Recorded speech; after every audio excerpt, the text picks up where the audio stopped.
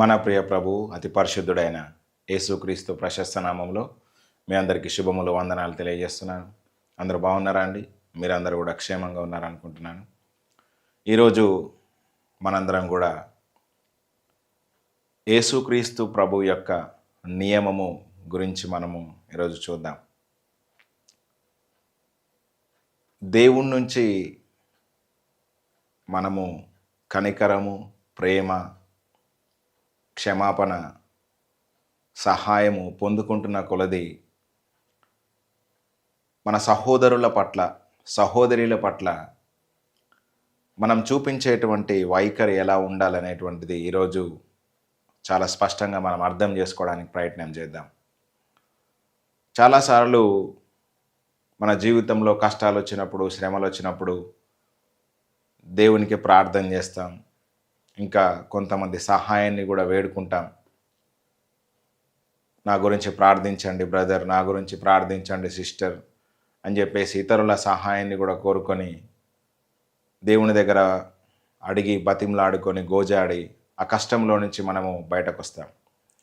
దేవుడు కనికరపడి మన జీవితంలో ఒక మేలు అనేది చేస్తాడు. సరే, ఆ మేలు, ఆ అద్భుతము, లేకపోతే ఆ సూచక క్రియ, ఆ స్వస్థత, లేకపోతే ఆ యొక్క విడుదల మనము అనుభవించిన తర్వాత మనము ఎలా తయారు కావాలి అనేటువంటిది ఈరోజు నేను ముఖ్యంగా జ్ఞాపకం చేయడానికి ప్రయత్నం చేస్తాను. సరే, ఈరోజు ఈ వాక్యం అర్థం చేయించడానికి మనం ఉదాహరణగా పరిశుద్ధ గ్రంథంలో నుంచి ఒకసారి మనము యాకోబు అదేవిధంగా ఏశావులను ఒకసారి అర్థం చేసుకుందాం. ఇస్సాకుకు ఇద్దరు కుమారులు ఉంటారు. వాళ్ళు ఎవరండి? యాకోబు అదేవిధంగా ఏశావు. ఏశావు పెద్దవాడు, యాకోబు చిన్నవాడు. వీళ్ళిద్దరు కూడా సహోదరులు. అయితే యాకోబు తన అన్న అయినటువంటి ఏశావును మోసం చేసి తండ్రి యొద్ద నుంచి రావాల్సినటువంటి దీవెనను దొంగిలించుకొని మోసం చేసి తన మామ ఇంటికి వెళ్తాడు. తర్వాత అక్కడ 20 సంవత్సరాలు ఉండి మళ్ళీ తన తండ్రి ఇంటికి వెళ్ళమని చెప్పేసి దేవుడు అన్నప్పుడు తిరిగి మళ్ళీ తన తండ్రి ఇంటికి వచ్చేటప్పుడు ఈ ఏశావు ఒక 400 మంది చేత తనను ఎదుర్కోవడానికి వస్తాడనమాట. వచ్చినప్పుడు ఇతడు చాలా భయపడుతూ ఉంటాడు. క్షేమముగానే ఎదుర్కొందామని చెప్పేసి వచ్చాడు, కానీ యాకోబులో ఉన్నటువంటి ఆ భయము ఏం చేసిందంటే ఒక 2 గుంపులుగా చేసి కానుకలను సిద్ధపరిచి ఇంకేమేమో ఇచ్చి అన్నం తన మీద ఉన్నటువంటి కోపాన్ని కూల్ చేయాలని చెప్పేసి ఎన్నో ప్రయత్నాలు చేశాడు. మళ్ళీ తర్వాత వాళ్ళిద్దరు కలుసుకున్నారు. ఆ తర్వాత యాకోబు కానాన్లో నివాసం ఉన్నాడు. ఈ ఎదోము అనగా ఏశావు తేమానులో కాపురం ఉన్నాడు, లేకపోతే షెయీరులో కాపురం ఉన్నాడు, అంటే పక్కనున్న ప్రాంతం అన్నమాట. తర్వాత మనకు తెలుసు యాకోబుకు 12 మంది కుమారులు పుడతారు. తర్వాత యోసేపు ఐగుప్తు దేశానికి పోతాడు. అక్కడికి మళ్ళీ వీళ్ళందరూ కూడా కరువులో ఐగుప్తు దేశానికి పోతారు. తర్వాత 430 సంవత్సరాలు అక్కడ ఇశ్రాయేలీలు బాధించబడతారు ఐగుప్తుల చేత. తర్వాత మోషే కాలంలో దేవుడు వారిని మళ్ళీ బయటకు తీసుకొస్తాడు. అనేకమైన అద్భుతాలు, ఆశ్చర్యకార్యములు, సూచక క్రియలు, మేలులు చేసి ఐగుప్తీల చేతిలో నుంచి ఇశ్రాయేలీలను విడిపించి పాలు తేనెలు ప్రవహించేటువంటి కానాను దేశంలోనికి యెహోషువ ద్వారా ప్రవేశపెడతాడు. తర్వాత కొంతకాలం తర్వాత దేవుడు వాళ్లకు న్యాయాధిపతులను ఇస్తాడు. ఆ తర్వాత రాజులను ఇచ్చాడు. ఆ తర్వాత ఇశ్రాయేలు ప్రజలు దేవుని మాటను ఖాతరు చేయక అనేకసార్లు దేవుని యొక్క ఉగ్రతకు చోటిచ్చారు. అయితే ఈ ఎదోము అనగా ఏశావు షెయీరు ప్రాంతంలో ఆ మన్యవాసములో తేమానులో కాపురం ఉండేవాడు. ఇశ్రాయేలీలు కానాను ప్రాంతంలో అనగా యెరూషలేము ఆ చుట్టుపక్కల ఉండేవాళ్ళు అనమాట. అయితే వాళ్ళు విస్తరించడం వల్ల ఒక దేశంలో వాళ్ళు ఉంటున్నారు, వీళ్ళు ఒక దేశంలో ఉంటున్నారు. అయితే దేవుడు ఇశ్రాయేలు ప్రజల మీద కోపగించి ఏం చేశాడంటే బబులోను రాజైనటువంటి నెబుకద్నెజరుకు కావచ్చు, ఇంకా ఫిలిస్తీన్లకు కావచ్చు, ఇంకా చాలామందికి కూడా దేవుడు అనేకసార్లు అప్పగించాడు. అయితే ఆ సందర్భంలో ఈ ఎదోమీయులు అంటే యాకోబు అన్నయ్య అయినటువంటి ఏషావు సంతానము వారు ఇశ్రాయేలీలకు హాని చేయ తలపెట్టారు. ఇప్పుడు ఇద్దరు కూడా ఒకే తండ్రి పిల్లలు, అవునా కాదా అండి? మనము ఎదోమీయులైనా సరే ఇశ్రాయేలీలైనా వీళ్ళిద్దరూ కూడా ఇస్సాకు యొక్క సంతానమే. దేవుడు అబ్రహామును ఏర్పాటు చేసుకున్నాడు, ఇస్సాకు తర్వాత యాకోబును ఏర్పాటు చేసుకున్నాడు, ఏషావును ద్వేషించాడు అని చెప్పేసి రాయబడి ఉంటుంది.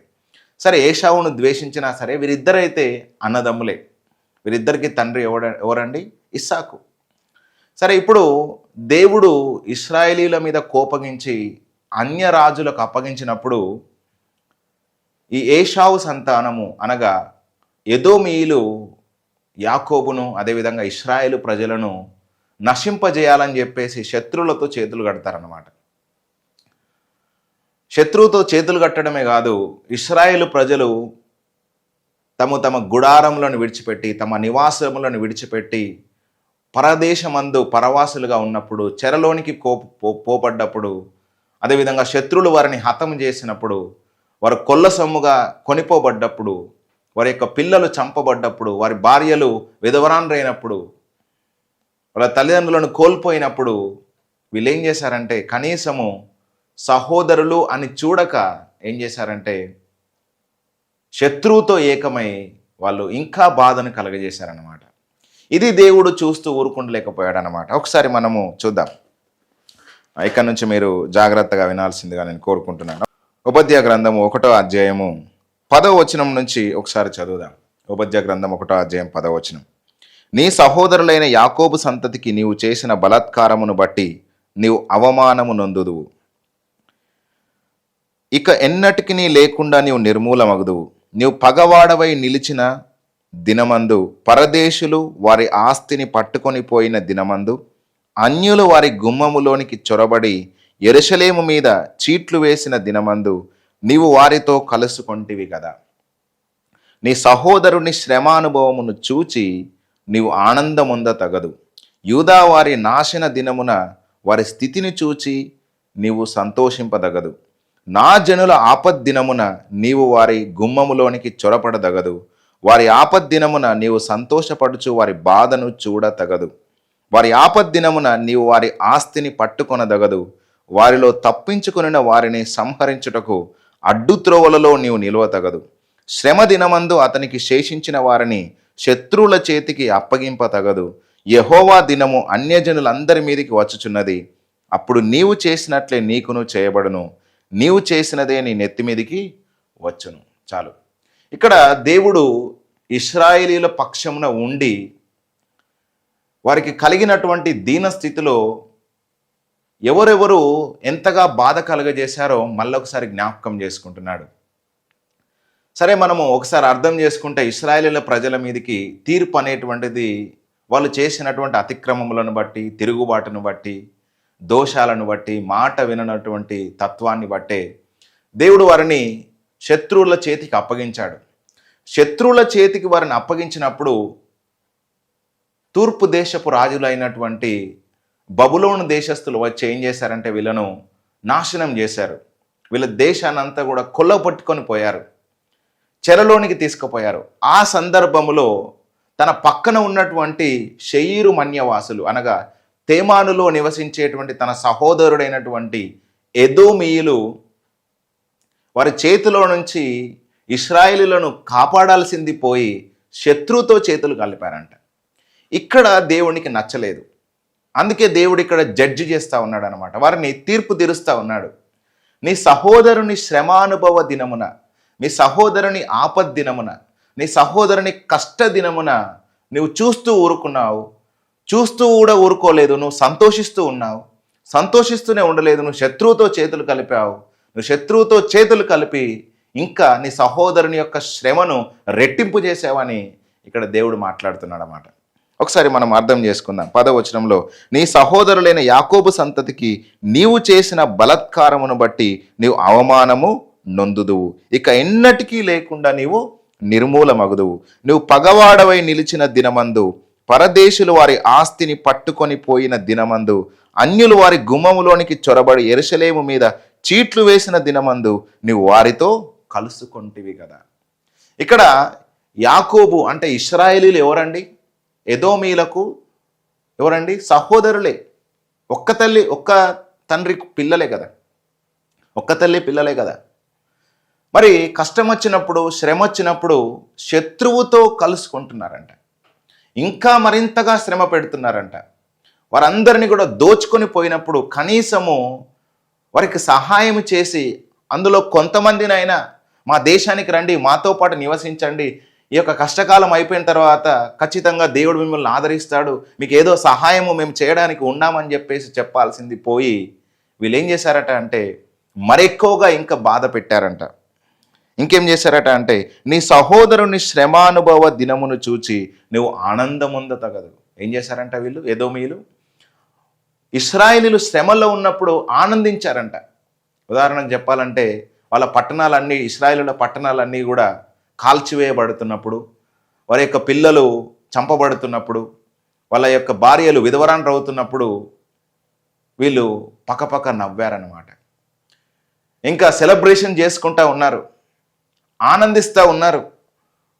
ఇది దేవుడు చూసి ఓర్వలేకపోయాడనమాట. ఇంకా మనం చూస్తే యూదా వారి నాశన దినమును చూచి, నాశన దినమున వారి స్థితిని చూచి నువ్వు సంతోషింపదగదు. ఇంకొకని నాశన స్థితిని మనం చూసి సంతోషించడం దేవుడు ఎప్పుడు చూస్తూ ఊరుకోడనమాట. ఇంకా మనము అక్కడికి వద్దాం. ఇంకా మనం చూస్తే నా జనుల ఆపద్దినమున నీవు వారి గుమ్మములోనికి చొరపడదగదు, వారి ఆపద్దినమున నీవు సంతోషపడుచు వారి బాధను చూడతగదు.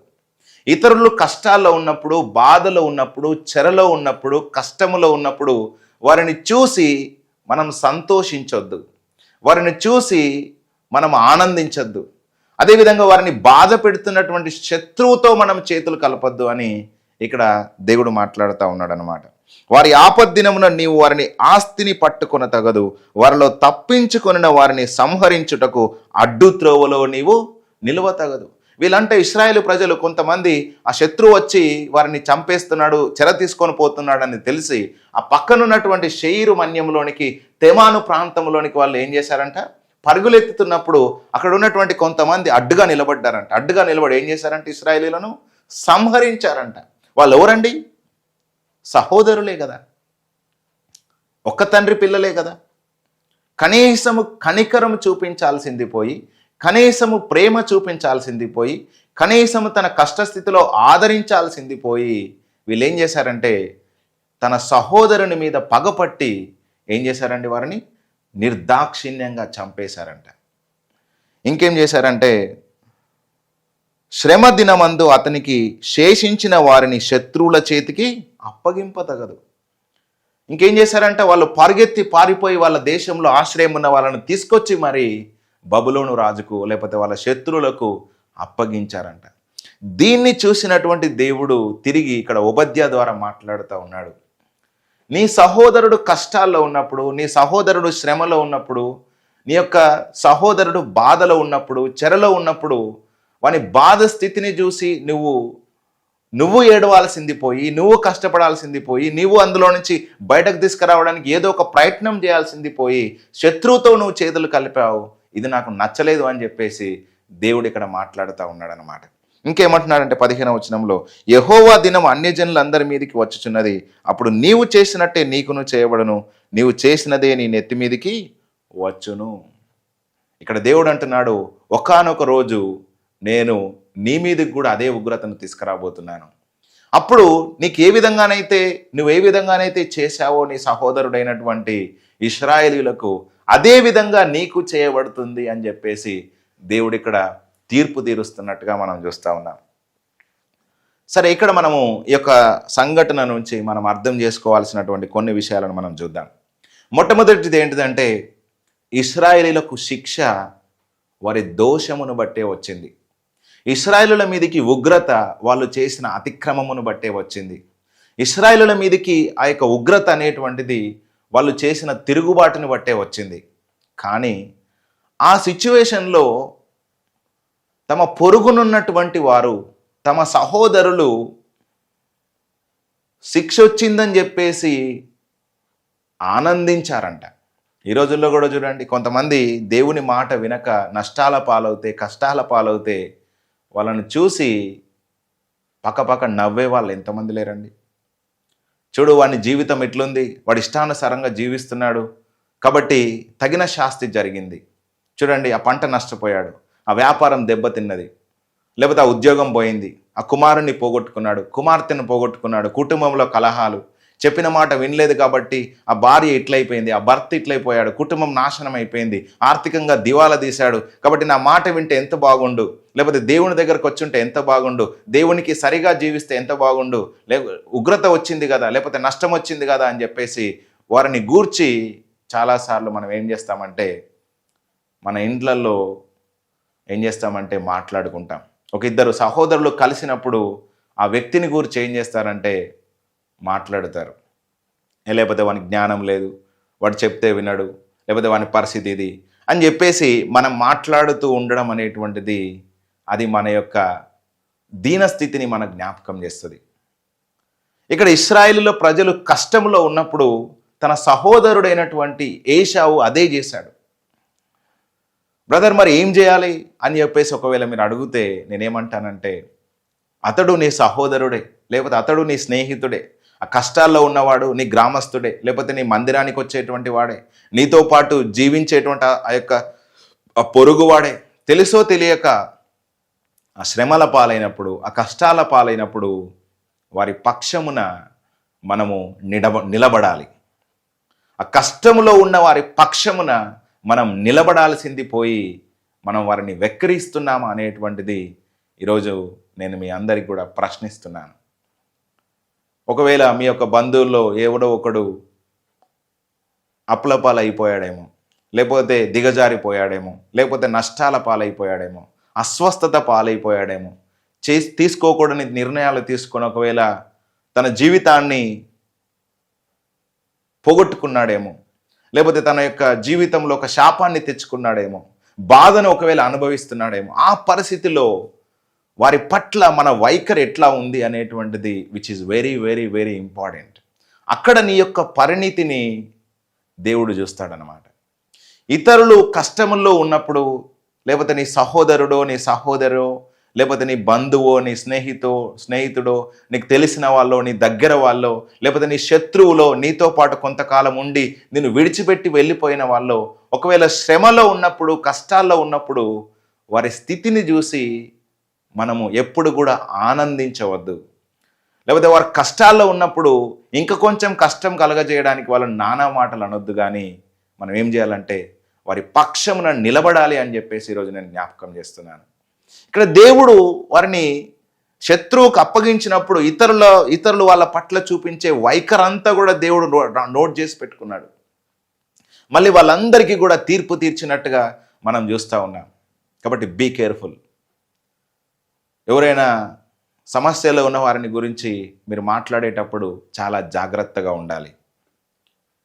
You have to be careful in that area. మనము ఆ విషయంలో చాలా జాగ్రత్తగా ఉండాలని ఈరోజు నేను మీకు జ్ఞాపకం చేస్తున్నాను. ఒకవేళ నీ యొక్క సహోదరుడే కావచ్చు, అతడు నీతో మాట్లాడట్లేదు కావచ్చు, తన కుటుంబంలో ఏదో ఒక సమస్య వచ్చింది కావచ్చు, ఆ కష్ట సమయంలో, ఆ ఇబ్బంది సమయంలో నీవు ఆ కుటుంబం పక్షమున నువ్వు దేవునికి మొరపెట్టాలి. లేకపోతే నేను దేవునికి మొరపెట్టాలి. వీలైతే వారికి సహాయం చేయాలి. వాళ్ళు అనారోగ్యము చేతనో, లేకపోతే అస్వస్థత చేతనో బాధపడుతూ ఉంటే మనం ఖచ్చితంగా వారి పక్షమున నిలబడాలి అని ఈరోజు నేను మీకు జ్ఞాపకం చేస్తున్నాను. ఇది ఎలా వస్తుంది, ఇది ఏ విధంగా జరగాలి అని అంటే మన హృదయములో నుంచి కనికరముతో పుట్టాలది. ఇది అందరూ చేయలేరండి. అది తప్పు అని కూడా చాలామందికి తెలియనటువంటి స్థితిలో కూడా ఉన్నారు. ఇక్కడ ఏశావుకు అది తెలియదు కాబట్టి ఏం చేశాడు, శత్రువుతో జతకట్టి ఇశ్రాయేలులోకి ఇంకా బాధ కలుగజేశాడు. తన సహోదరుడని చూడకుండా బాధను కలుగజేసినట్టుగా మనం చూస్తున్నాం.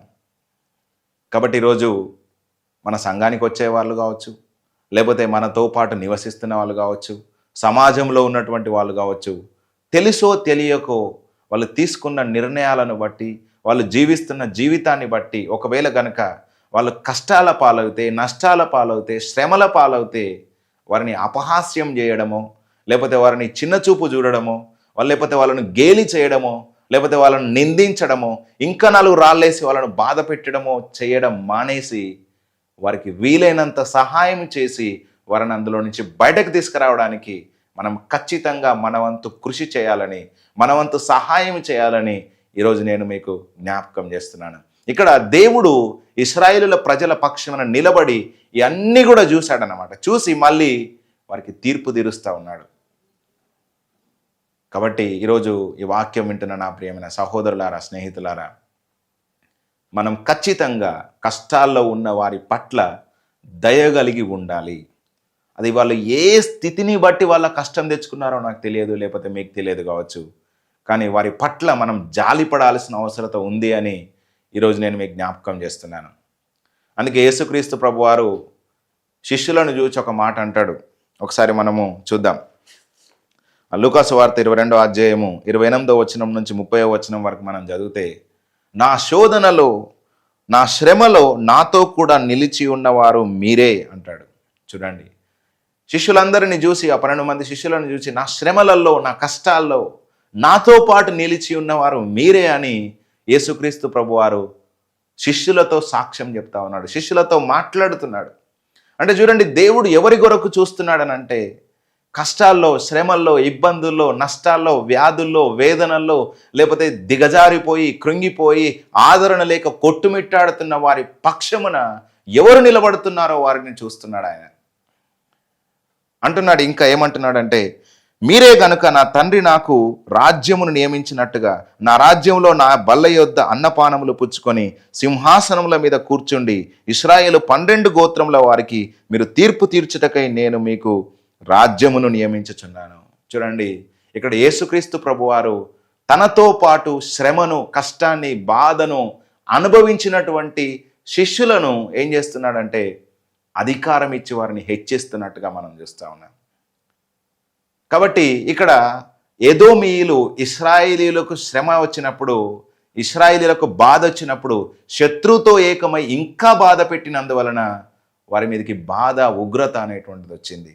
కానీ ఇక్కడ శిష్యులు అన్నీ వదిలిపెట్టి యేసుతో పాటు వాళ్ళు 3.5 సంవత్సరాలు ప్రయాణం చేసి యేసుక్రీస్తు ప్రభువారు మరణించి తిరిగి లేచిన తర్వాత ఆయన కొరకు తమ జీవితాన్ని అప్పగించినటువంటి శిష్యులను దేవుడు ఏం చేశాడంట, మనం చూస్తే ఇశ్రాయేలు 12 గోత్రముల వారికి తీర్పు తీర్చుటకై ఆయన ఏం చేస్తున్నాడంటే వారికి రాజ్యమును నియమిస్తున్నాను అంటున్నాడు. నా రాజ్యంలో నా బల్ల యొద్ద అన్నపానములు పుచ్చుకొని సింహాసనం మీద కూర్చుండేంతగా వారిని దేవుడు హెచ్చించినట్టుగా మనం చూస్తూ ఉన్నాం. కాబట్టి శ్రమలలో మన బంధువులు, మన స్నేహితులు, మన సహోదరులు, మన ఇరుగు పొరుగు వారు ఉన్నప్పుడు వారిని అపహాస్యం చేయడం ఆపేయండి.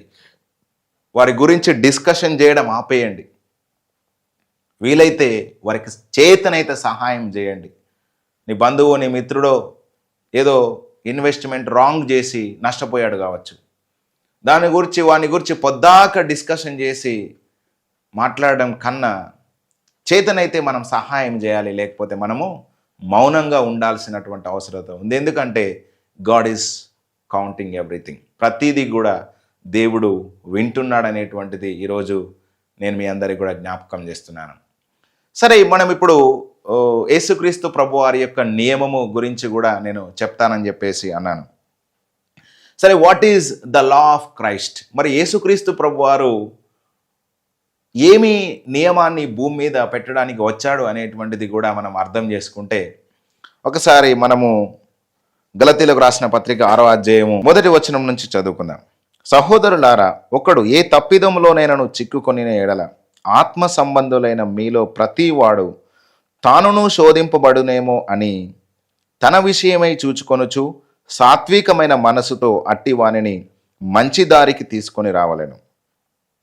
ఒకని భారములను ఒకడు భరించి ఈలాగు క్రీస్తు నియమమును పూర్తిగా నెరవేర్చుడి. చాలు. ఇక్కడ చూస్తే అపోస్తలుడైనటువంటి పౌలు గలతీ సంఘముకు రాస్తున్న మాట ఏంటంటే, ఎవడైనా ఒకడు తప్పిదములో చిక్కుబడి ఆ శ్రమలో కొట్టుమిట్టాడుతూ ఆ బాధలో ఉంటే ఓకే, తెలిసో తెలియకో తప్పు చేసి దాని కాన్సిక్వెన్సెస్, దాని ద్వారా వచ్చేటువంటి పర్యావసానాలను ఒకవేళ కనుక అనుభవిస్తూ ఉండినట్లయితే వారిని ఎట్లా తీసుకురావాలంట? చిక్కుకొని ఎడల ఆత్మ సంబంధులైన మీలో ప్రతివాడు తానును శోధింపబడుదునేమో అని తన విషయమై చూచుకొనుచు సాత్వికమైన మనసుతో అట్టువానిని మంచి దారికి తీసుకొని రావాలను. ఇంకేమంటున్నాడు ఇక్కడ?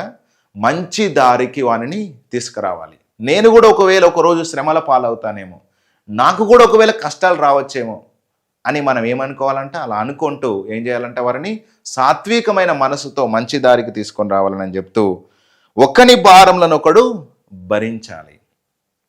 We have to bear the burdens of another one. మనం ఇతరుల భారములను భరించాలి. ఇదే క్రీస్తు నియమము అంటున్నాడు. ఈరోజు మనము క్రీస్తు నియమమును గురించి మనం కొంత సమయం చూద్దాం. What is the law of Christ? యేసుక్రీస్తు ప్రభువారి భూమి మీదకి వచ్చి ఆయన ఒక నియమాన్ని నేర్పించెళ్ళాడు. ఆ నియమం ఏంటంటే ఇతరుల భారాలను భరించడం. యేసుక్రీస్తు ప్రభువారి భూమి మీదకి వచ్చిందే నీ భారము నా భారము, ఈ భూమి మీద ఉన్న ప్రతి ఒక్కరి భారమును ఆయన భరించి తన్ను తాను సిలువలో తన ప్రాణాన్ని అర్పించేసుకొని ఏమయ్యాడండి? మరణించి తిరిగి లేచి ఆయన తండ్రి కుడి పార్శ్వమున ఉన్నాడు. మనని చూస్తూ తట్టుకోలేకపోయాడంటే యేసుక్రీస్తు ప్రభువారు వచ్చేసాడు.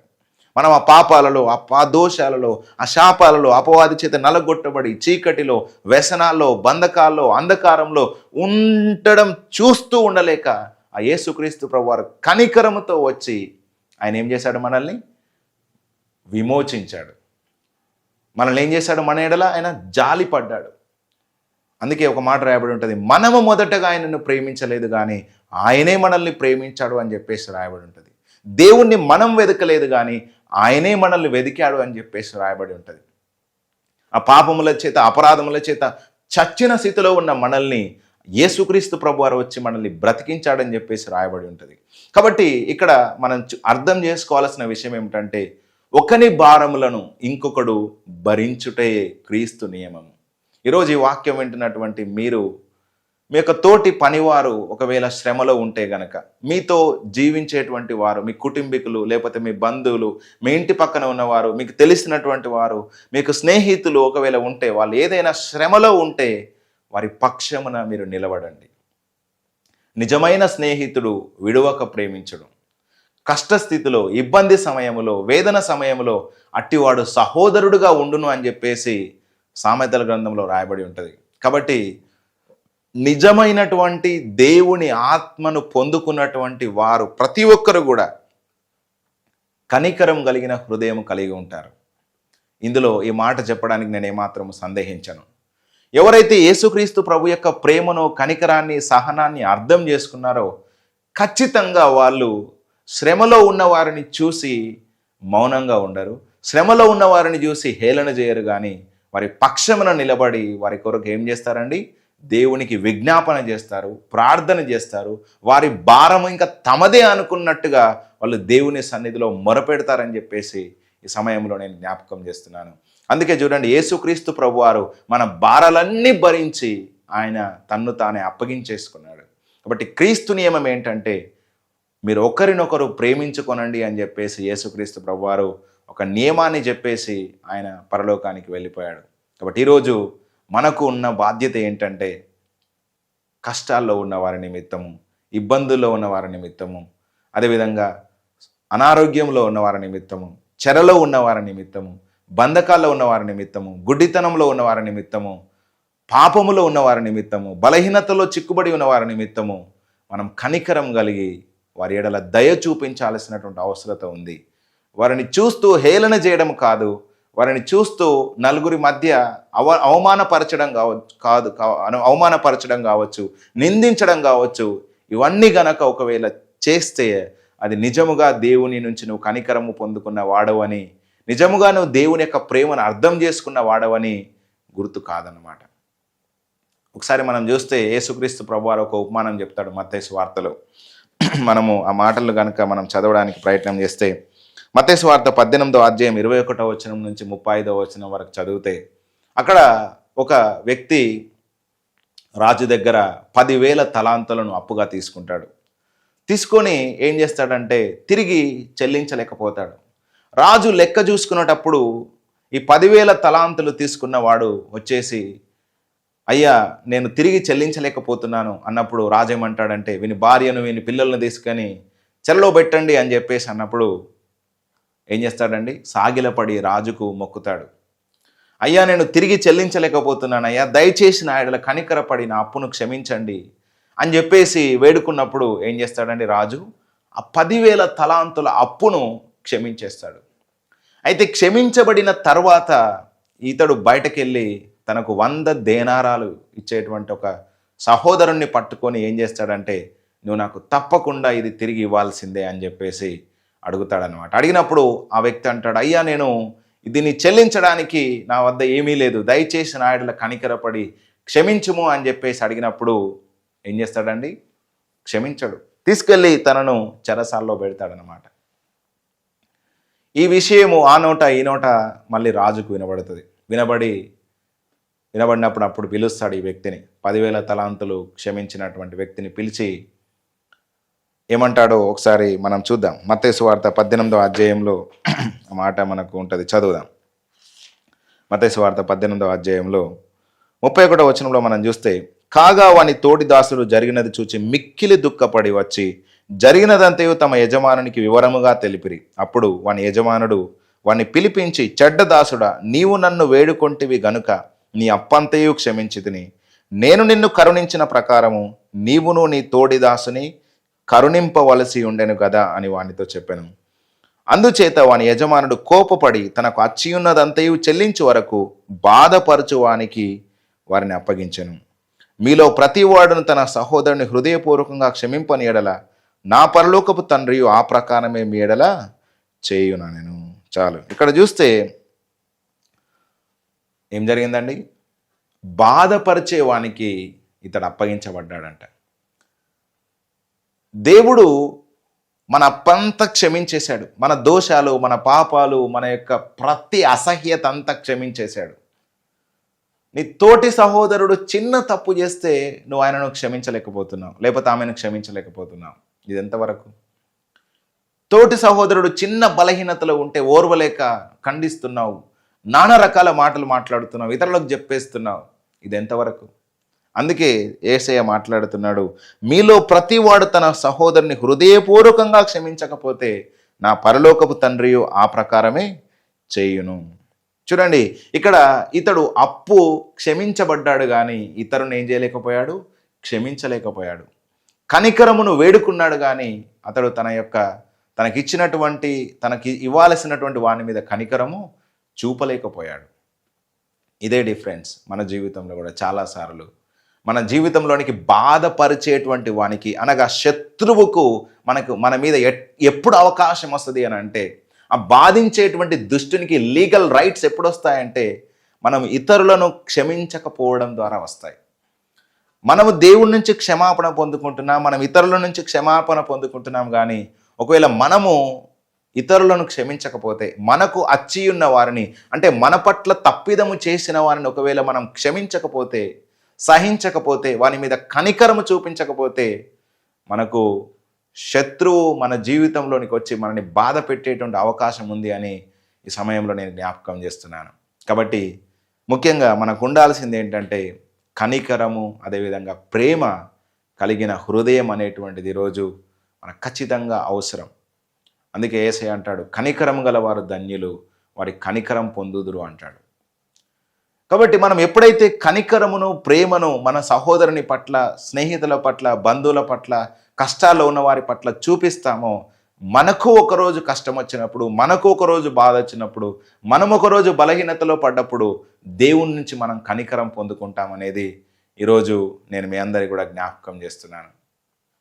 ఒకసారి మనం ఇర్మియా గ్రంథంలో చూస్తే, ఇర్మియా ఇశ్రాయేల్లో ప్రజల పక్షమున వ్యతిరేకంగా ప్రవచనాలు చెప్తా ఉన్నప్పుడు అతన్ని తీసుకెళ్ళి బందీ గృహంలో ఉన్నటువంటి ఒక గోతిలోనికి, ఒక బావిలోనికి దించుతారనమాట. దించినప్పుడు అలా దించేసినప్పుడు ఎబేద్ మెలేక్ అనేటువంటి కూషీయుడైనటువంటి ఒక షండ్రుడు వచ్చి రాజు దగ్గర మనవి చేస్తాడు, రాజా అతను ఒక బావిలో దించేశారు, ఆ బావిలో నీళ్లు లేవు, అంతా బురదనే ఉంది, మన పట్టణంలో ఇంకా అందరూ కూడా వచ్చేసి చుట్టూ కూడా మనకు ఆ, ప్రాకారాలన్నీ కూడా కట్టేస్తున్నారు. కాబట్టి రొట్టెలన్నీ కూడా అయిపోతూ ఉన్నాయి. కాబట్టి ఒకవేళ అందులోనే ఉంటే కనుక ఇర్మియా చచ్చిపోతాడు అని చెప్పేసి రాజు దగ్గర మనవి చేసినప్పుడు రాజు అంటాడు, ఒక 30 మందిని తీసుకెళ్ళి అతన్ని బయటకు లాగు అన్నప్పుడు ఎబెద్మెలెకు ఏం చేస్తారంటే ఇర్మియాను చింకి చిరిగిపోయేటువంటి ఒక తాళ్ళలాగా చేసి ఆ బట్టలన్నింటినీ కూడా కట్టి పైకి చేదుకుంటాడనమాట. ఆ బందీ గృహంలో, ఆ చెరలో, లేకపోతే ఆ యొక్క బురదలో ఇరుకబడి ఉన్నటువంటి ఇర్మియాను ఎబెద్మెలెక్ అనేటువంటి షండు బయటకు తీసుకొస్తాడు. బయటకు తీసుకొచ్చినప్పుడు దేవుడు అతడు చేసినటువంటి ఆ కార్యమును చూసి, తన యొక్క మనస్సును, తన కనికరాన్ని చూసి ఏం చేస్తాడంటే, అందరూ వచ్చి తూర్పు దేశస్థులైనటువంటి ఆ యొక్క నెబుకద్నెజరు నుంచి వచ్చేటువంటి శత్రువులందరూ కూడా వచ్చి ఇశ్రాయేలు ప్రజలందరిని కూడా చంపేసి హాని చేసి దోపుడు సొమ్ముగా పట్టుకొని పోతున్నప్పటికీ నీవు కత్తి చేత నువ్వు హతము కావు, వారికి నువ్వు దోపుడు కావు, ఎందుకంటే నువ్వు కనికరం చూపించావు. కాబట్టి నేను ఆ తీర్పు సమయమున, ఆ ఉగ్రత సమయమున నేను నీకు కనికరం చూపిస్తానని చెప్పేసి దేవుడు అంటాడనమాట. కాబట్టి ఈ సమయంలో నేను ఒక మాట జ్ఞాపకం చేస్తాను. యాకోబు గ్రంథంలో 2వ అధ్యాయంలో ఒక మాట ఉంటుంది. యాకోబు పత్రిక 2వ అధ్యాయంలో మనము కనికరము గనక చూపిస్తే దేవుడు మన మీద కూడా ఏం చూపిస్తాడంట, కనికరం చూపిస్తాడనేటువంటిది అక్కడ జ్ఞాపకం చేస్తాడు. ఒకసారి 13వ వచనము మనం చూద్దాం. కనికరము చూపని వాడు కనికరము లేని తీర్పు పొందును, కనికరము తీర్పును మించి అతిశయపడును. మెర్సీ రిజాయిస్ ఓవర్ జడ్జిమెంట్ అని ఉంటుంది. అంటే కనికరము, దయ అనేటువంటిది తీర్పును మించి అతిశయిస్తుందంట. అవును, ఓకే, నీ యొక్క బంధువో స్నేహితో తప్పుడు చేశాడు, కష్టం వచ్చింది, కానీ ఆ కష్టం వచ్చింది, తీర్పు వచ్చింది కదా అని దాన్ని సెలబ్రేట్ చేసుకోవడం కాదు, కానీ అందులో నుంచి బయటకెట్లా తీసుకురావాలనేటువంటిది మనం ఎప్పుడు కూడా ఆలోచించాల్సినటువంటి అవసరత ఉంది. ఇక్కడ ఇర్మియా కూడా బందీ గృహంలో ఆ చెరలో ఉండి ఆ బురదలో కూరుకుపోయినప్పుడు పోనీలే అని చెప్పేసి ఊరుకోలేదు. ఏం చేశాడు, ఆ ఎబెద్మెలెక్ అనేటువంటి వ్యక్తి ఆయనను బయటకు తీసుకొచ్చాడు. దాన్ని చూసినటువంటి దేవుడు తనకు కష్టం వచ్చినప్పుడు, తనకు ఉపద్రవం వచ్చినప్పుడు, తనకు కష్టం వచ్చినప్పుడు ఏం చేశాడండి, తప్పించాడన్నమాట. కాబట్టి ఈరోజు ఈ వాక్యం వింటున్న నా సహోదరులారా, స్నేహితులారా, ఆల్మోస్ట్ ఈ మాటలు మీకు అర్థమవుతున్నాయని చెప్పేసి నేను అనుకుంటున్నాను. మీరు ఇబ్బందుల్లో ఉండగా దేవుడు మీకు కనికరం చూపి మిమ్మల్ని బయటకు తీసుకొచ్చాడు. ఇతరులు ఇబ్బందుల్లో ఉంటున్నప్పుడు వారిని మనం ఏం చేయాలండి, బయటకు తీసుకురావడానికి ప్రయత్నం చేయాలి, చేతనైనంత సహాయం చేయాలి. అదేవిధంగా దేవునికి కూడా మనం ప్రార్థన చేయాలి. అప్పుడు ఖచ్చితంగా దేవుడు వారి పక్షమున ఉండి వారిని బయటకు తీసుకొస్తాడనేటువంటిది ఈ సమయంలో నేను జ్ఞాపకం చేస్తున్నాను. ఒకని భారములను ఒకడు భరించుటయే, ఒకని సమస్యను మనం ఎత్తుకోవడమే, అది మన సమస్యగా భరించి దాని విషయమే వేదన పడి దేవుని దగ్గర కనికరముతో మొరపెట్టడమే క్రీస్తు మనస్సు అని చెప్పేసి అంటున్నాను. క్రీస్తు యేసుకు కలిగిన ఈ మనస్సు మీరును కలిగి ఉండండి అని ఫిలిప్పీలకు రాసిన పత్రికలో అక్కడ పౌలు జ్ఞాపకం చేస్తే ఏమంటాడంటే, ఆయన ఆకారమందు మనుషుడిగా కనబడి మరణము పొందినంతగా, శిలువ మరణం పొందినంతగా తన్ను తాను తగ్గించుకొని విధేయత చూపిన వాడై మన పాపములన్నీ భరించి ఆయన మరణించి తిరిగి లేచి తండ్రి కుడి పార్శ్వమున ఉన్నాడు అని చెప్పేసి జ్ఞాపకం చేస్తాడు. అక్కడ జ్ఞాపకం చేసిన మాట ఏంటంటే, మనము పాపములో ఉండడం చూస్తూ ఊరకుండలేక యేసయ్య చచ్చిపోయాడు. ఇది క్రీస్తు మనస్సు. కాబట్టి మన సహోదరులు కూడా కష్టాల్లో, ఇబ్బందుల్లో, బాధల్లో, ఉపద్రవంలో, నష్టాల్లో ఉన్నప్పుడు వారిని చూస్తూ మనం ఊరుకోవద్దు, కానీ దేవా వారికి సహాయం చేయండి అయ్యా అని మనము ఉపవాసముతో ఉండి ప్రార్థన చేయాలి, కన్నీరు విరుస్తూ మొరపెట్టాలి. అదేవిధంగా మన దగ్గర ఒకవేళ సహాయం చేయేంత సామర్థ్యం ఉన్నప్పుడు వారికి సహాయం చేయాలి. వాళ్ళు ఒకవేళ నీ మాట వినని వాళ్ళు కావచ్చు, లేకపోతే నీకు తిరుగుబాటు చేసే వాళ్ళు కావచ్చు, నీ శత్రువులు కావచ్చు, నువ్వంటే పడని వాళ్ళు కావచ్చు, వారు ఎవరైనప్పటికీ కూడా వాళ్ళ కష్టాలను నువ్వు సెలబ్రేట్ చేసుకోవద్దు. ఆ కష్టస్థితిలో ఉన్నప్పుడు వారి కొరకు నువ్వు నిలబడాల్సిన సమయం అది. అది నీ యొక్క హృదయాన్ని, లేకపోతే నా యొక్క హృదయాన్ని తెలియజేస్తుంది అనేటువంటిది ఈ సమయంలో నేను జ్ఞాపకం చేస్తున్నాను. వాళ్ళు ఎవరైనా, యేసుక్రీస్తు ప్రభువుని తెలుసుకున్న వారైనా, తెలుసుకోలేని వారైనా, లేకపోతే ఘోరమైనటువంటి పాపములో ఉన్న వాళ్ళైనా, వారు ఎవరైనప్పటికీ కూడా ఒక కష్ట పరిస్థితి వాళ్ళకు వచ్చింది అంటే వారి పట్ల మనము కనికరం కలిగి ప్రవర్తించాలని ఈరోజు నేను ముఖ్యంగా జ్ఞాపకం చేస్తున్నాను.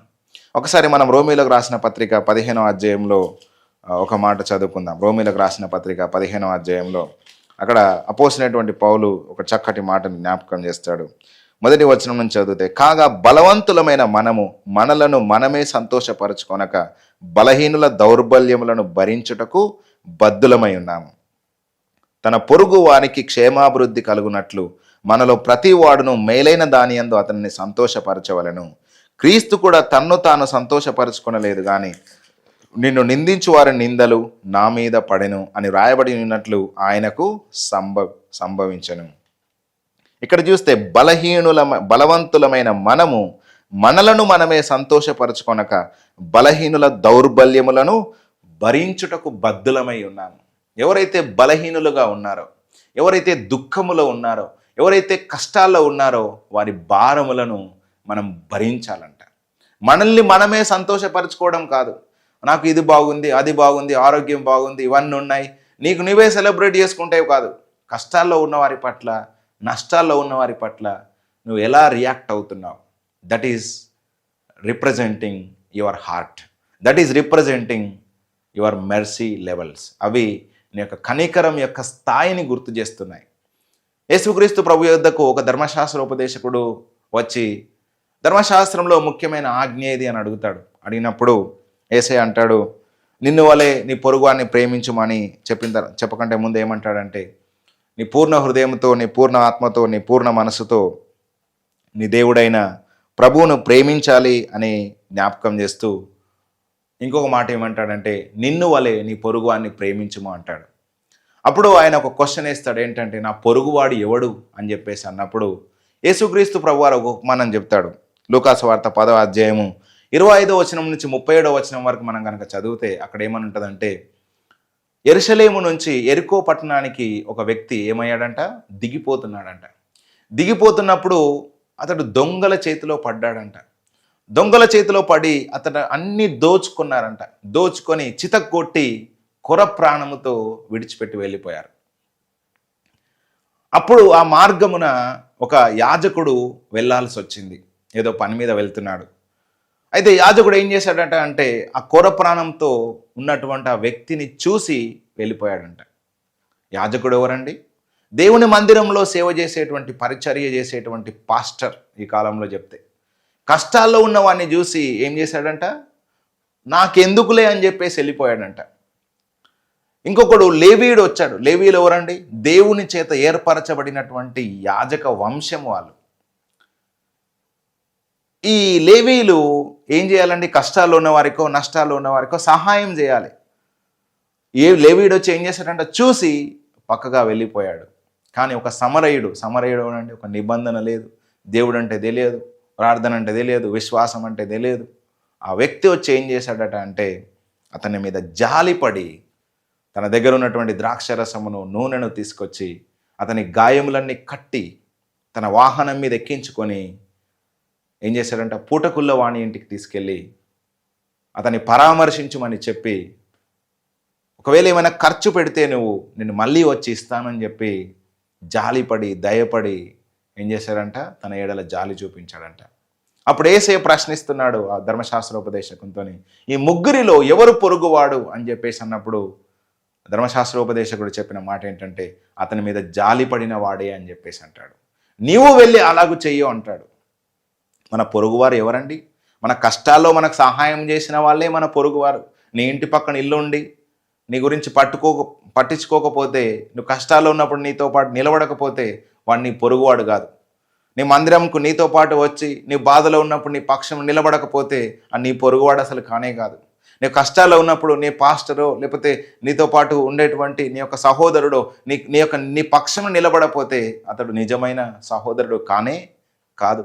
అందుకే చూడండి, నిన్ను వల్ల నీ పొరుగువాడిని ప్రేమించమనంటే, మన పొరుగువాడు అంటే మనతో పాటు ఉన్నటువంటి మన యొక్క సహోదరుడైనా లేకపోతే మనకు తెలియని వ్యక్తి అయినా, వాళ్ళ శ్రమలో, కష్టాల్లో, ఇబ్బందుల్లో ఉన్నప్పుడు, కొర ప్రాణంతో కొట్టుమిట్టాడుతున్నప్పుడు యాజకుడు కనికరపడాలి, లేవీయుడు కనికరపడాలి, జాలి పడాలి. అది వాళ్ళ హృదయాల్లో లేదు. అందుకే దేవుడు ఏమన్నాడంటే, ఇక్కడ నీవు వెళ్ళి ఆ సమరయుడు ఏ విధంగానైతే చేశాడో చేయమన్నాడు. ఈ రోజుల్లో కూడా చాలామంది కనికరము, జాలి అనేటువంటిది లేనటువంటి హృదయాలుగా ఉంటున్నాయి. ఈవెందో వాళ్ళు దేవుని వాక్యము బోధించే వాళ్ళు కావచ్చు, లేకపోతే దేవుని మందిరంకు పరిచర్య చేస్తున్నామని చెప్పేసి అనుకున్న వాళ్ళు కావచ్చు. కానీ ఒకవేళ సహోదరుని పట్ల, సహోదరి పట్ల, కష్టాల్లో ఉన్న వారి పట్ల, నష్టాల్లో ఉన్న వారి పట్ల, అన్నీ పోగొట్టుకున్నటువంటి దయనీయమైనటువంటి పరిస్థితిలో ఉన్న వారి పట్ల ఒకవేళ మనం జాలి చూపించకపోతే అందులో మన భక్తి అనేది ఏమీ కూడా లేదు. అందుకే యాకోబు అంటాడు, యాకోబు పత్రిక 1వ అధ్యాయంలో, ఎవరైతే దిక్కులేని వారి పట్ల, విధవరాండ్రి పట్ల దయ చూపిస్తారో, వారికి కావలసినవన్నీ ఇస్తారో అదే నిజమైన భక్తి అంటాడు.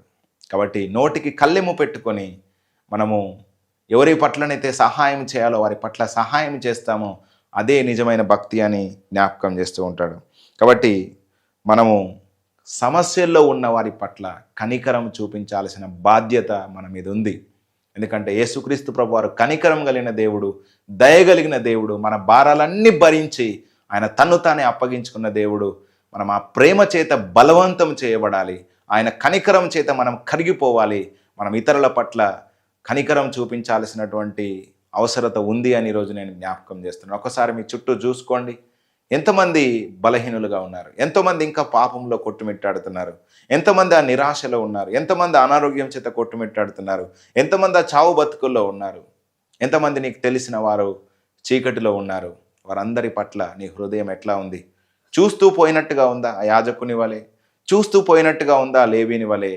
లేకపోతే సమరయుని వలె దగ్గరికి వెళ్ళి వారి గాయాలను కట్టి వారిని ఆదరించి తీసుకొచ్చి ఆ యొక్క పరామర్శించేటువంటి ఆ పూటకుల్లో వానికి ఇచ్చి ఆ యొక్క దయ చూపించినట్టుగా ఉందా అనేటువంటిది ఈరోజు నేను ప్రశ్నిస్తున్నాను. యేసుక్రీస్తు ప్రభువారు మంచి సమరయుడుగా వచ్చాడు. ధర్మశాస్త్రము ఆ కనికరము చూపించలేకపోయింది. కానీ యేసుక్రీస్తు ప్రభువారు కనికరము, ప్రేమ, దయగా వచ్చి మనము శత్రువు చేతిలో కొట్టుమిట్టాడప్పుడు, సాతాను మనల్ని దోచుకొని పోయినప్పుడు, మనం కొరప్రాణంతో ఉంటుండగా ఆయన మనల్ని చేరుకొని మనల్ని బయటకు తీసుకొచ్చిన దేవుడుగా ఉన్నాడు. కాబట్టి అట్టి నియమాన్ని ఈరోజు మనకు ఇచ్చాడు. కాబట్టి మనం ఇతరుల పట్ల కనికరం చూపించాల్సిన బాధ్యత ఉంది అని ఈరోజు నేను మరొకసారి జ్ఞాపకం చేస్తున్నాను. ఒకసారి మనము 2వ తిమోతికి రాసిన పత్రిక 1వ అధ్యాయము 15 నుంచి 18వ వచనం వరకు మనం చదివితే అక్కడ ఏమని ఉంటుందంటే, ఈ పౌలు చెరసాలలో ఉన్నప్పుడు ఒక వ్యక్తి వచ్చి తనకు సహాయం చేశాడంట. అతని గూర్చి జ్ఞాపకం చేస్తాడు. ఒకసారి 2వ తిమోతి పత్రిక 1వ అధ్యాయము 15వ వచనం నుంచి మనము చదువుదాం. 2వ తిమోతి పత్రిక 1వ అధ్యాయము 15వ వచనం నుంచి చదివితే, ఆసియాలోని వారందరూ నన్ను విడిచిపోయిరను సంగతి నీ వెరుగుదువు. వారిలో పుగుల్లే, హెర్మొగొనే అనువారున్నారు. ఏం చేశారంట? అందరూ విడిచిపోయారంట. విడిచిపోయినప్పుడు ఏం జరిగింది అంటే, ప్రభు ఒనేసిఫోరు ఇంటి వారి యందు కనికరము చూపునుగాక. అతడు రోమాకు వచ్చినప్పుడు నా సంఖ్యలను గూర్చి సిగ్గుపడక శ్రద్ధగా నన్ను వెదికి కనుగొని ఎఫెసులో ఎంతగా ఉపచారము చేసినో అది నీవు బాగుగా ఎరుగుదువు. ఆ దినమందు అతడు ప్రభు వలన కనికరం పొందినట్లు ప్రభు అనుగ్రహించునుగాక. ఇక్కడ పౌలు సంఖ్యలలో ఉన్నప్పుడు, పౌలు బలహీనంగా బంధకాల్లో ఉన్నప్పుడు అతన్ని విడిచిపోయారంట కొంతమంది. ఎవరంట? పుగుల్లే, హెర్మొగొనే అనువారు ఏం చేశారంట? అతను విడిచిపోయారు. కానీ ఒనేసిఫోరు అనేటువంటి వ్యక్తి తను చెరలో ఉన్నప్పుడు, బంధకాల్లో ఉన్నాడని తనను గూర్చి ఏమాత్రము సిగ్గుపడక తనను వెతుక్కొని తన అడ్రస్ తెలుసుకొని మరి వచ్చాడంట. ఏం చేశాడంట? అనేక పర్యాయాలు ఆదరించాడంట. Several times he was comforted him. ఈరోజు నిన్ను గూర్చి ఈ మాట ఎవరైనా చెప్పగలుగుతారా? బ్రదర్ నన్ను అనేక సార్లు ఆదరించాడు, ఈమె నన్ను అనేక సార్లు ఆదరించింది, నా కష్ట పరిస్థితిలో నన్ను అనేకులు విడిచిపెట్టి వెళ్ళిపోయారు, కానీ వీరు నన్ను ఆదరించారు, నా శ్రమలో నా పక్షమున నిలబడ్డారు అని చెప్పేసి ఈరోజు ఎవరైనా మిమ్మల్ని గూర్చి సాక్ష్యం చెప్తున్నారా? ఇక్కడ తిమోతికి చెప్తున్నాడు. సాక్ష్యం చెప్పడంతో పాటు ఏమంటున్నాడంటే, అతడు ఎఫెసులో ఎంతగా ఉపచారం చేసినో అది నువ్వు బాగా ఎరుగుదువు. ఆ దినమందు అతడు ప్రభు వలన కనికరం పొందినట్లు ప్రభు అనుగ్రహించునుగాక. ఒకరోజు తీర్పు దినం ఉంది, ఒకరోజు ఉగ్రత దినం ఉంది. ఆ ఉగ్రత దినములో ఇతడు ఏమవుతాడంట? కనికరం పొందుకుంటాడంట. ప్రభు అలాగనే చూపిస్తాడు. ఎందుకంటే కనికరం గలవారు ధన్యులు, వారు కనికరము పొందుదురు. ఆ రోజు ఎబెద్మెలెకు ఏ విధంగానైతే తప్పించబడ్డాడో, ఖడ్గము చేత నశించలేదో, ఏ విధంగానైతే తన ఆస్తిని పోగొట్టుకోకుండా దేవుడు కాపాడాడో, అదే విధంగా ఇక్కడ కూడా ఒనేసిఫోరు ఇంటి వారి యందు ప్రభువు కనికరం చూపునుగాక. ఎందుకంటే అతడు నా మీద కనికరపడి నన్ను వెదికి వచ్చి నా సంఖ్యలను గురించి సిగ్గుపడక నా కష్టకాలంలో అనేక పర్యాయాలు నన్ను ఆదరించాడు, ధైర్యపరిచాడు. కాబట్టి దేవుడు ఆయన మీద కనికరం చూపిస్తాడని ఇక్కడ పౌలు స్పష్టంగా జ్ఞాపకం చేస్తున్నాడు. కాబట్టి ఒకవేళ కనుక ఈరోజు నువ్వు ఇతరుల పట్ల ఇంతవరకు దయ కనికరము చూపించలేవు కావచ్చు, ఒకవేళ ఈ రోజు నుంచి నువ్వు దేవునికి ప్రార్థిస్తే ప్రభు యొక్క ప్రేమ నీ హృదయంలో కుమ్మరించబడుతుంది పరిశుద్ధ ఆత్మ ద్వారా. అట్టి కనికరం కలిగిన హృదయముతో ఇతరుల కొరకు అబ్బా తండ్రి అని మొరపెట్టేనట్లుగా, ఇతరుల కొరకు విజ్ఞాపన చేయనట్లుగా, ఇతరుల కొరకు మూలుగుతూ కన్నీళ్లు కారుస్తూ ప్రార్థించేంతగా దేవుని ఆత్మ నిన్ను బలవంతం చేస్తుంది. అందుకే పౌలు అంటాడు, ప్రభు ప్రేమ మమ్మల్ని బలవంతం చేస్తుంది అంటున్నాడు. ఆయన ప్రేమలో మేము కొట్టుకొని పోతున్నాం అంటాడు. కాబట్టి ఈరోజు దేవుని ప్రేమ నిన్ను స్పర్శించినప్పుడు, ఆయన కనికరం నిన్ను దర్శించినప్పుడు ఆ కనికరం కలిగిన హృదయంగా మన హృదయాలు మార్చబడాలి. ఇంకా కఠినత్వము, ఇంకా ఇతరుల పట్ల తీర్పు తీర్చే స్వభావము, శ్రమలో ఉన్న వారిని నిందించేటువంటి మాటలు, ఇలా అయిందిలే బాగానే అయింది అని చెప్పేసి అనేటువంటి మాటలు, ఇవన్నీ కూడా పక్కకు పెట్టి మరొకసారి వారి మీద కనికరపడి ఒకవేళ కనుక ఈరోజు ప్రార్థన చేస్తే, వారికి సహాయం చేయడానికి ముందుకెళ్తే దేవుడు నిన్ను ఖచ్చితంగా జ్ఞాపకం చేసుకుంటాడు. ఇది క్రీస్తు యేసు మనస్సు అని ఈరోజు నేను జ్ఞాపకం చేస్తున్నాను. మనం తప్పులు చేసిన వాళ్ళమే, పాపాలు చేసిన వాళ్ళమే, నీతిమంతుడు లేడు, ఒక్కడు లేడు, అందరూ దేవుని విడిచిపెట్టిన వాళ్ళే. కానీ యేసయ్య చూస్తూ ఊరుకోలేకపోయాడు. ఆయన మన కొరకు వచ్చి చనిపోయాడు. ఆయన మన భారాలన్నీ భరించాడు. ఇది క్రీస్తు మనస్సు. మనం కూడా అలా చేసినప్పుడు మనకు కూడా క్రీస్తు మనస్సు వచ్చినట్టే.